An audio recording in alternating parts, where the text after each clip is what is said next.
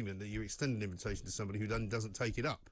So they have discretion not to take it up, as in fact Saudi Arabia did. They didn't send Mohammed bin Salman, they sent somebody else. Anyway, let's talk to Lee Anderson, a man for whom diplomacy is a dirty word, Conservative MP for Ashfield. Lee, very good morning to you. Morning, Michael. Diplomacy is my middle name, as you well know.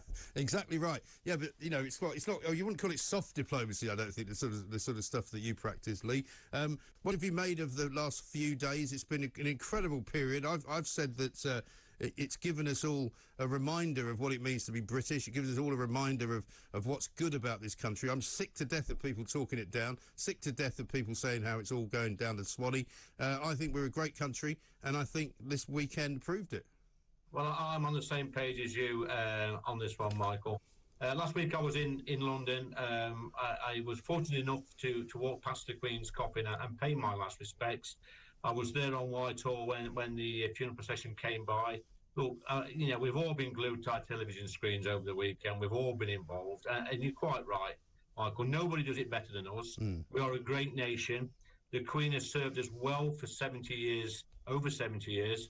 I'm incredibly proud to be British. I'm fortunate enough to have been born in this great country of ours, and I remind myself every single day that I'm a proud Englishman, just fortunate to be born here, and incredibly proud of our culture, our traditions and our history. And I think it's just served as a little reminder of the weekend what a fantastic and brilliant country we still are. Absolutely right. Liz Truss is off in the US at the UN.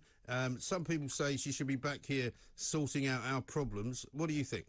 Well, I think Liz has put together a really good cabinet. I'm pleased with some of the appointments in there. You know, a Prime Minister's job is to lead, obviously. We've got to lead on the world stage as well, Michael. And we've also got to put the right people in place in this country. I think we've got the right people. We've already seen it. She hit the ground running, I think, with the announcements on the energy crisis. You know, she said some encouraging things about fracking, which, you know, I'm a supporter of fracking if it's safe and if it's cheaper. So, look, you know, leaders have to lead. They have to lead on the world stage as well. I think, you know, the country has come together a little bit over the past 2 weeks as well, with the passing of our late Queen. So let's hope we can move forward and shut the opposition up, shut the mainstream media up, and get this country back on its feet. Yeah, I'm a bit disappointed, to be fair, that she's not coming back for Prime Minister's questions. I was looking forward to her giving old Keir Starmer another going over, but that will have to be done by, I presume, Therese Coffey on Wednesday, will it? Well, I don't think there is a PMQs this week, Mike. We're not back till Thursday, so there's not a PMQs on Wednesday, as I believe. Oh, okay. Well, you may well be right. My information could be duff, as it's come from somebody who's only about 21 and a half. You're probably getting your information from the BBC. No, I'm getting it from my producer, who's getting worse rather than better. He's had a day off, you see. We should never give him days off, because then they just forget what they're supposed to do. Yeah, well, he's just got one job, hasn't he? It has failed on that. He's failed, yeah. Hopeless. Gave him a bottle of scotch this morning as well. It's absolutely ridiculous. But anyway, let's talk about the way forward, because when she is back, she's got plenty to get on with. One of the things that a lot of people are asking me about, and I know it sounds like a sort of niche subject, is she's sorted out the electricity problem. She's told us what we're going to be getting, so the bills are not going to be out of order. But for some people who get oil delivered to their houses because they live in the country, or because they don't, you know, have regular electric supply, or they don't use gas, you know, that seems to have fallen through the cracks at the moment. Do you know if there's a plan to sort that out?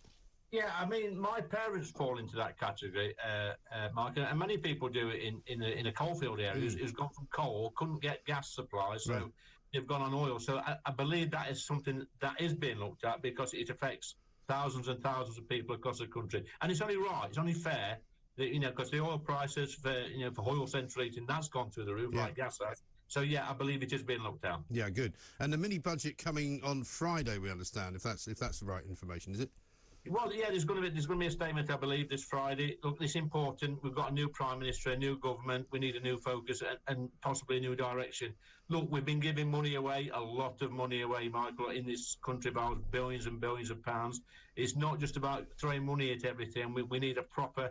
I'll tell you what we do need. I want to see a proper energy policy in this country, Mike, moving forward. I think, you know, I've said it before on your show that we've sort of sleepwalked into this energy crisis. We've been far too nice to other countries. in buying foreign fuel. Look, we've got gas, we've got oil, we've got coal in this country. It's absolutely madness that we're not using all our resources while we transition to net zero by 2050. Let's get the coal out. Let's get the oil and gas out of the ground. Let's be sensible. Have a sensible energy policy. Let's create thousands of jobs. That in turn creates thousands and millions of pounds in revenue for the Treasury. It has to be the sensible and right way forward. Yeah, I think you're absolutely right. What about the situation with our borders? A lot of people saying, it's all very well giving a couple of billion quid to Ukraine to protect their borders. What about our borders? Can we not protect them with that kind of money? Well, look, Michael, you know my position on this, the legal crossings. I'm absolutely sick to the back teeth of this. I did raise it after I spoke to you a few weeks ago on this channel in the House of Commons to the previous Home Secretary.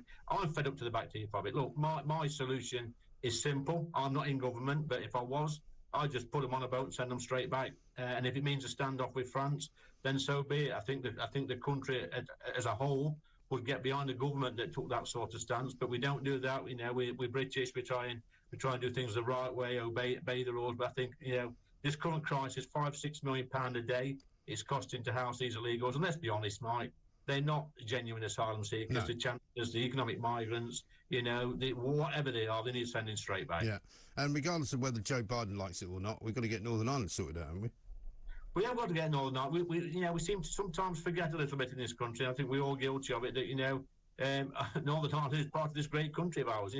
They're probably more patriotic, Mike, the Irish, the Northern Irish, than a lot of people on mainland Britain. So I don't take much notice of Biden, to be honest.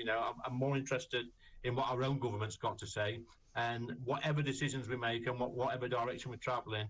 The people of Northern Ireland have got to be at the top of that list. Yeah, absolutely right. Lee, good to talk to you. Thank you very much indeed. We'll see you when you're back on Thursday. Lee Anderson, Conservative MP for Ashfield. So no Prime Minister's questions this week. Back on Thursday into Parliament. Liz Truss back from New York, of course.